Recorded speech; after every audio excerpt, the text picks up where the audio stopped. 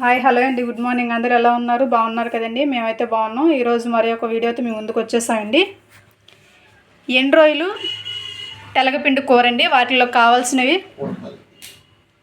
ఉల్లిపాయలు 2, పచ్చిమిర్చి నిలువుగా చీల్చినవి 4 అండి, కారం, ఆవాలు, పసుపు, అలాగే సాల్టు, వెల్లుల్లిపాయ రెబ్బలండి, తొక్కనే తీసేసుకున్నాము, పచ్చెనపప్పు, సాయిపప్పు, కరివేపాకు, ఎండుమిరగాయలు, జీలకర్ర అండి, కొంచెం కొత్తిమీర.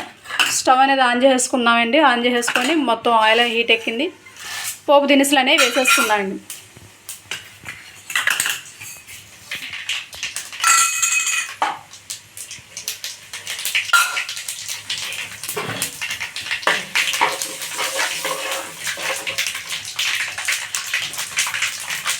అలాగే ఎండుమిరపకాయలు కూడా వేసేస్తున్నాను.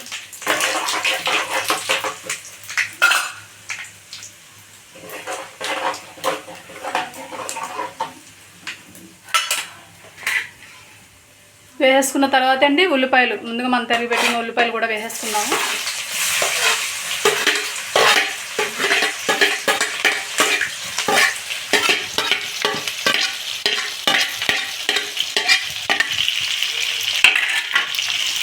అవి కొంచెం దోరగా ఫ్రై అవ్వాలి.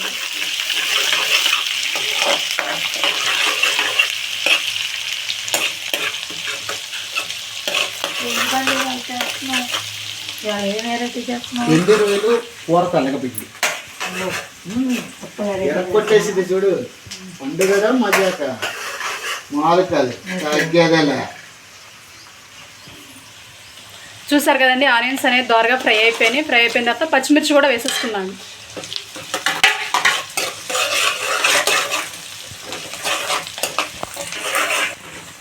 చూసారు కదండి, పచ్చిమిర్చి కూడా అనేది ఫ్రై అయిపోయింది కాబట్టి ఎల్లుల్లిపాయ రెబ్బలు కూడా ఒక 10 తీసుకున్నామండి, వేసేసుకుందాం.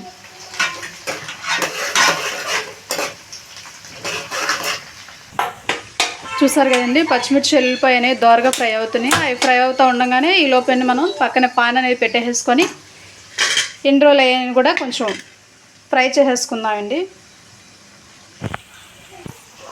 చూసారు కదండి, ఆయిల్ అనేది బాగా హీట్ అయింది. అలాగే ఇప్పుడు ఎండు రొయ్యలు అనేవి వేసేసుకుందామండి.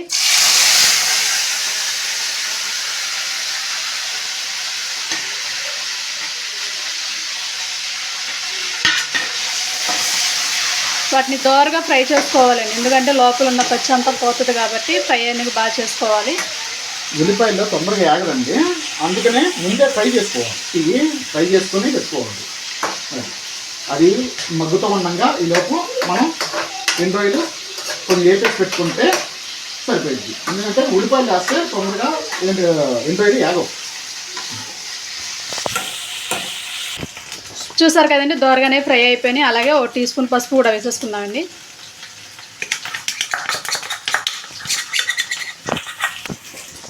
రుచికి సరిపడా సాల్ట్ అండి, 2 స్పూన్లు కారం కూడా వేసేసుకుందామండి. గరం మసాలా 1 స్పూన్ అండి. అవి వేసేసిన తర్వాత మొత్తం ఉల్లిపాయ పచ్చిమిరపకాయ కలిసేటట్టు బాగా శుభ్రంగా కలిపేసుకుందామండి. కలిపేసుకొని 5 మినిట్స్ మగ్గనిద్దాం. చూసారు కదండి, ఎండు రొయ్యలు అనేవి బాగా దోరగా ఫ్రై అయిపోయినాయి. స్టవ్ ఆఫ్ చేసేసి ఇప్పుడు వాటిని బౌల్లో పక్క తీసేసుకుందామండి.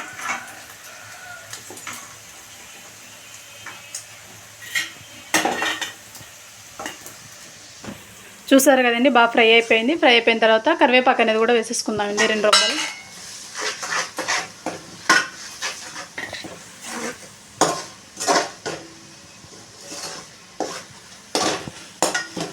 అలాగే మనం ఫ్రై చేసి పక్కన పెట్టుకున్న ఎండు రొయ్యలు కూడా వేసేసుకుందామండి.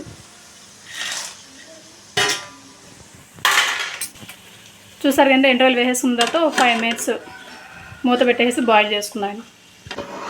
ఇప్పుడు పైన మూత అనేది తీసి ఎంతవరకు అనేది ఉడికింది చూసుకుందామండి.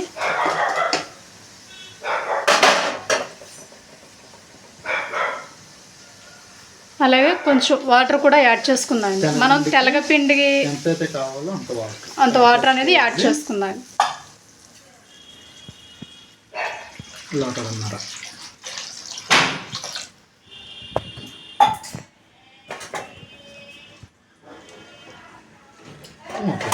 ఒక 10 మినిట్స్ బాగా మరగనిద్దామండి. మూత తీసి ఒకసారి ఎంతవరకు అనేది వచ్చింది చూసారు కదండి. వాటర్ అనేవి బాగా మరిగిపోయినాయి. ఈ మరుగుతూ ఉండగానే మనం తెలగపిండి అనేది వేసేసుకోవాలండి.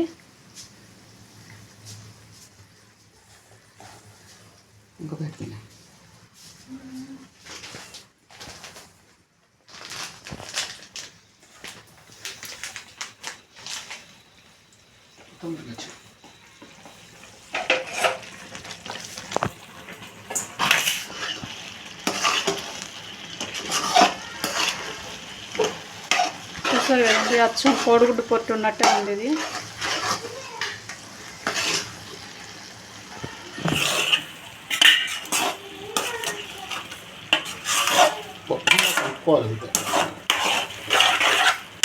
కానీ ఒక్కొక్కరు ఒక్కొక్క భాష అంటారు.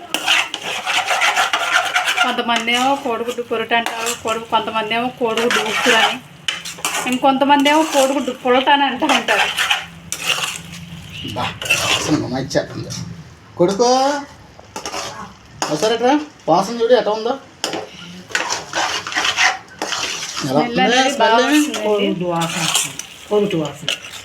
అంతేనా? చూసారు కదండి కూర తెలపిండి అనేది ఎట్లా వచ్చేసిందో, కోడిగుడ్డు పొట్టు వచ్చినట్టు వచ్చింది కదండి. ఇప్పుడు అలాగే పైన లైట్గా కొత్తిమీర అనేది జల్లేసుకుందామండి. జల్లుకొని ఒకసారి అనేది తిప్పేసేసుకొని ఓ 5 minutes మూత పెట్టి బాగా మగ్గనిద్దామండి. చూసారు కదండి ఎండు రొయ్యలు కూర తెలపిండి అనేది అయిపోయిందండి. ఇప్పుడు ఇంకా మనం వేసుకొని తినడం ఒకటి లేటు. ఫైనల్గా దింపేసుకునే ముందు పైన అనేది కొత్తిమీర చల్లుకొని ఈ స్టవ్ ఆఫ్ చేసేసి దింపేసుకోవడమే. ఈ వీడియో కనుక మీకు నచ్చినట్లయితే కనుకండి లైక్ చేయండి, షేర్ చేయండి, కామెంట్ చేయండి.